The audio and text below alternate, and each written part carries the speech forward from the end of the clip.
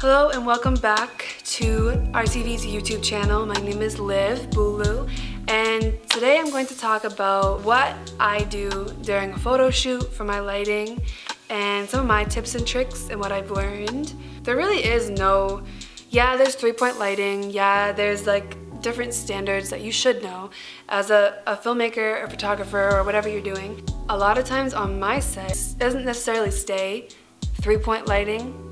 Sometimes I have like 6 lights, sometimes I have 1 light, maybe no lights. It just honestly depends on what you see in the camera.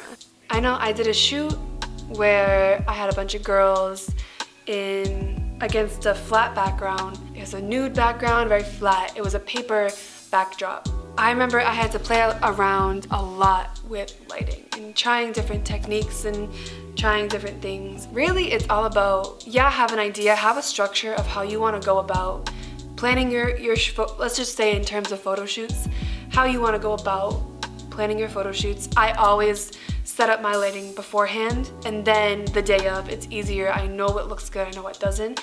But when you're on set, there's always going to be a change. There's always going to be a change in your plans. Timing always messes up, so when I'm scheduling a shoot, I always say that it's gonna take like 6 hours, even though I think it's gonna only take 4. You never know, something could go wrong. I had a shoot this summer where we were working in my garage. I turned my garage into a studio, and we had all the walls were covered in backdrops. I only had so many lighting batteries. I had to do a lot improvising with lighting, and I had a lamp out there at one point. I had to run cords because my batteries all died. And then I just ended up, sometimes I use my phone light if I'm desperate and I can't find a light. Light, I think there's a lot of misconception. You think you have to have this, don't get me wrong, amazing equipment is always a plus. But you can make do, you usually can make do. One of the main things I recommend is getting pretty savvy with innovation and coming up with your own way of doing things, because you need to know your industry standards and what is expected of you in the field. But also, there's gonna be issues even in the big field, even with the most amazing equipment. But other than that, I personally like a lot of dynamic lighting. I change it up every single time. Every single photographer, filmmaker has a style, and it's all about trying to find your style. Most of my photo shoots that I have done, that I have posted on my social media, those were mostly practice.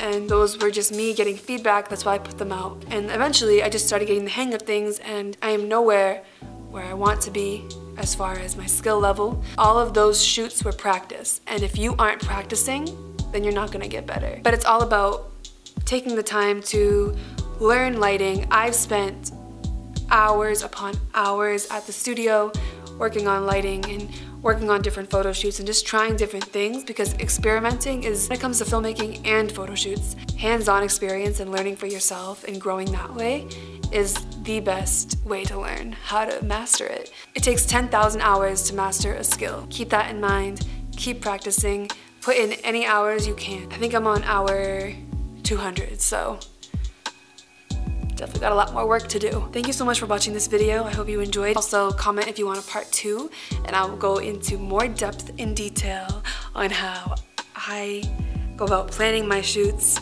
and what it takes to put into shoot, because everyone thinks it's a really easy and pretty job, but actually it takes a lot of work, especially if you're doing it by yourself, and especially if you're a beginner. Again, thank you for watching, and I'll catch you next time. Bye.